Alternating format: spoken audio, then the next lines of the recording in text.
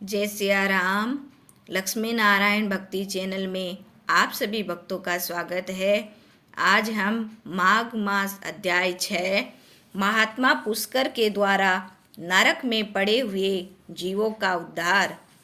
वशिष्ठ जी कहते हैं, राजन, माघ स्नान और उपवास आदि महान पुण्य करने वाले मनुष्य इसी प्रकार दिव्य लोक में आते जाते रहते हैं। पुण्य ही सर्वत्र आने जाने में कारण है। पूर्व काल में विप्रवर पुष्कर भी यमलोक में गए थे और वहाँ बहुत से नारकीय जीवों को नरक से निकालकर फिर यहीं आ पूर्ववत अपने घर में रहने लगे। त्रेता में जब भगवान श्री रामचंद्र जी राज्य करते थे, तभी एक समय किसी ब्राह्मण का पुत्र मरकर यमलोक में गया और पुनः वह जी उठा। क्या यह बात तुमने नहीं सुनी है? देवकी नंदन श्री कृष्ण अपने गुरु सांदीपनि के पुत्र को, जिन्हें बहुत दिन पहले ही ग्राह ने अपना ग्रास बना लिया था, पुनः यमलोक से ले आकर गुरु को अर्पण किया था। इसी प्रकार और भी कई मनुष्य यमलोक से लौट आए हैं।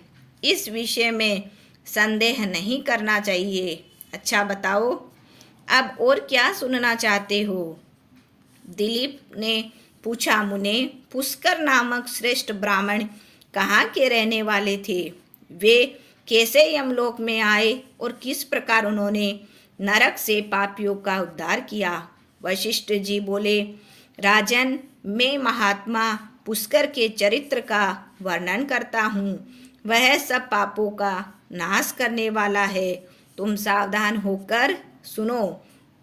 बुद्धिमान पुष्कर नंदीग्राम के निवासी थे। वे सदा अपने धर्म के अनुष्ठान में लगे रहने वाले और सब प्राणियों के हितैषी थे। सदा माघ स्नान और स्वाध्याय में तत्पर रहते तथा समय पर अनन्य भाव से श्री विष्णु आराधना किया करते थे। महायोगी पुष्कर अपने कुटुंब के साथ रहते और नित्य अग्निहोत्र करते थे। राजन, वे अप्रमेय हरे विष्णु, कृष्ण, दामोदर, अच्युत, गोविंद, अनंत, देवेश्वर इत्यादि रूप से केवल भगवत नामों का कीर्तन करते थे। महामते, देवता का आराधना छोड़कर और किसी काम में उन ब्राह्मण देवता का मन स्वप्न में भी नहीं लगता था। एक दिन सूर्यनंदन यमराज ने अपने भयंकर दूतों को आज्ञा दी, जाओ, नंदीग्राम निवासी पुष्कर नामक ब्राह्मण को वहाँ पकड़ ले आओ। यह आदेश सुनकर और यमराज के बताए हुए पुष्कर को न पहचान कर वे इन महात्मा पुष्कर को ही यमलोक में पकड़कर लाए। ब्राह्मण पुष्कर को आते देख यमराज मन ही मन भयभीत हो गए और आसन से उठकर खड़े हो गए। फिर मुनि को आसन पर बैठाकर उन्होंने दूतों को फटकारा, तुम लोगों ने यह क्या किया? मैंने तो दूसरे पुष्कर को लाने के लिए कहा था। तुम लोगों के कितने पाप पूर्ण विचार है। भला इन सब धर्मों के ज्ञाता, विशेषतः भगवान विष्णु के भक्त, सदा माघ स्नान करने वाले और उपवास परायण महात्मा पुष्कर को यहाँ मेरे समीप क्यों ले आए? दूतों के इस प्रकार डांट बताकर प्रेतराज यम ने पुष्कर से कहा, ब्राह्मण, तुम्हारे पुत्र और स्त्री आदि सब बांधव बहुत व्याकुल होकर रो रहे हैं, अतः तुम अभी जाओ। तब पुष्कर ने यम से कहा, भगवान, जहाँ पापी पुरुष यातनामय शरीर धारण कर कष्ट भोगते हैं, उन सब नरकों को मैं देखना चाहता हूँ। यह सुनकर सूर्य कुमार यम ने पुष्कर को सैकड़ों और हजारों नरक दिखलाए। पुष्कर ने देखा, पापी जीव नरकों में पड़कर बड़ा कष्ट भोगते हैं। कोई सूली पर चढ़े हैं, किन्हीं को व्याघ्र खा रहा है जिससे वे अत्यंत दुखित है। कोई तपी हुई बालू पर जल रहे हैं, किन्हीं को कीड़े खा रहे हैं, कोई जलते हुए घड़े में डाल दिए गए हैं, कोई कीड़ों से पीड़ित है, कोई असी पत्र वन में दौड़ रहे हैं, जिसके उनके अंग छिन्न भिन्न हो रहे हैं, किन्हीं को आरों से चीरा जा रहा है, कोई कुल्हाड़ों से काटे जाते हैं, किन्हीं को खारी कीचड़ में कष्ट भोगना पड़ता है, किन्हीं को सुई चुभो चुभो कर गिराया जाता है, और कोई सर्दी से पीड़ित हो रहे हैं। उनको तथा अन्य जीवों को नरक में पड़कर यातना भोगते देख पुष्कर को बड़ा दुख हुआ। वे उनसे बोले, क्या आप लोगों ने पूर्व जन्म में कोई पुण्य नहीं किया था, जिससे यहाँ यातना में पड़कर आप सदा दुख भोगते हैं?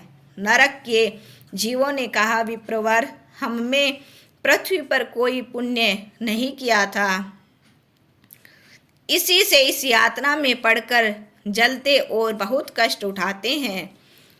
हमने पराई स्त्रियों से अनुराग किया, दूसरों के धन को चुराया, जीवों की हिंसा की, बिना अपराध ही दूसरों पर लांछन लगाया, ब्राह्मणों की निंदा की, जिसके भरण पोषण का भार अपने ऊपर था, उनके भोजन किए बिना ही हम सबसे पहले भोजन बना कर लेते थे। उन्हीं के सब पापों के कारण हम लोग इस नरकाग्नि में दग्ध हो रहे हैं। प्यासी गौएं जब जल की ओर दौड़ती हुई जाती तो हम सदा उनके पानी पीने में विघ्न डाल दिया करते थे। गौ को कभी खिलाते पिलाते नहीं थे, तो भी उनका दूध दुहकर पेट पालने में लगे रहते थे। याचकों को दान देने में लगे हुए धार्मिक पुरुषों के कार्य में रोड़े अटकाया करते थे। अपनी स्त्रियों को त्याग दिया था, व्रत से भ्रष्ट हो गए थे, दूसरों के अन्न में ही सदा रुचि रखते थे, पर्वों पर भी स्त्रियों के साथ रमण करते थे, ब्राह्मणों को देने की प्रतिज्ञा करके भी लोभवश उन्हें दान नहीं दिया। हम धरोहर हड़प लेते थे, मित्रों से द्रोह करते तथा झूठी गवाही रखते थे। इन सब पापों के कारण आज हम दग्ध हो रहे हैं। पुष्कर ने कहा, क्या आप लोगों ने भगवान जनार्दन का एक बार भी पूजन नहीं किया? इसी से आप ऐसी भयानक दशा को पहुँचे हैं। जिन्होंने समस्त लोकों के स्वामी भगवान पुरुषोत्तम का पूजन किया है, उन मनुष्यों का मोक्ष तक हो सकता है। फिर पाप क्षय की तो बात ही क्या।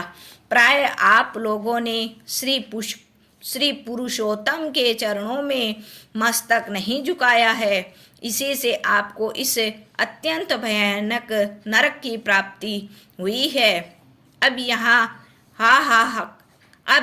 हाहाकार करने से क्या लाभ? निरंतर भगवान श्री हरि का स्मरण कीजिए। वे श्री विष्णु समस्त पापों का नाश करने वाले हैं। मैं भी यहाँ जगदीश्वर के नामों का कीर्तन करता हूँ, वे नाम निश्चय ही आपका कल्याण करेंगे। नरक के जीवों ने कहा, ब्राह्मण, हमारा अंतःकरण अपवित्र है, हम अपने पाप से संतप्त है। ऐसे समय में आपके शरीर को छूकर बहने वाली वायु हमें परम आनंद प्रदान करती है। धर्मात्मन, आप कुछ देर तक यहाँ ठहरिए, जिससे हम दुखी जीवों को क्षण भर भी तो सुख मिल सके।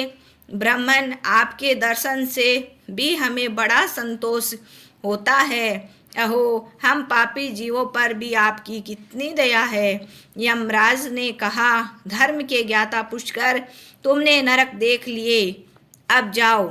तुम्हारी पत्नी दुख और शोक में डूबकर रो रही है। पुष्कर बोले, भगवान, जब तक इन दुखी जीवों की आवाज़ कानों में पड़ती है तब तक कैसे जाऊं? जाने पर भी वहाँ मुझे क्या सुख मिलेगा? आपके किंकरों की मार खाकर जो आग के ढेर में गिर रहे हैं, उन नारकीय जीवों की यह दिन रात की पुकार सुनिए। कितने ही जीवों के मुख से निकली हुई यह ध्वनि सुनाई देती है, हाय मुझे बचाओ, मेरी रक्षा करो, रक्षा करो। समस्त भूतों के आत्मा और सबके ईश्वर सर्वव्यापी श्री हरि में नित्य आराधना करता हूँ। इस सत्य के प्रभाव से नारकीय जीव तत्काल मुक्त हो जाए। भगवान विष्णु सब में स्थित है और सब कुछ भगवान विष्णु में स्थित है। इस सत्य से नारकीय जीवों का तुरंत क्लेशों से छुटकारा हो जाए। हे कृष्ण, हे अच्युत, हे जगन्नाथ, हे हरे, हे विष्णु, हे जनार्दन, यहाँ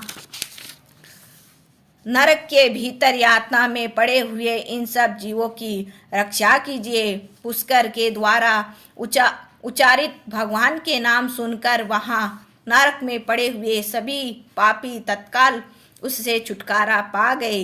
वे सब बड़ी प्रसन्नता के साथ पुष्कर से बोले, ब्राह्मण, हम नरक से मुक्त हो गए। इससे संसार में आपकी अनुपम कीर्ति का विस्तार हो।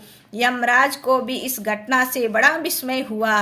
वे पुष्कर के पास जा प्रसन्नचित्त होकर वरदान के द्वारा उन्हें संतुष्ट करने लगे और बोले, धर्मात्मन, तुम पृथ्वी पर जाकर सदा वही रहो। तुम्हें और तुम्हारे सुहृदय को भी में मुझसे कोई भय नहीं है। जो मनुष्य तुम्हारे महात्म्य का प्रतिदिन स्मरण करेगा उसे मेरी कृपा से अपमृत्यु का भय नहीं होगा।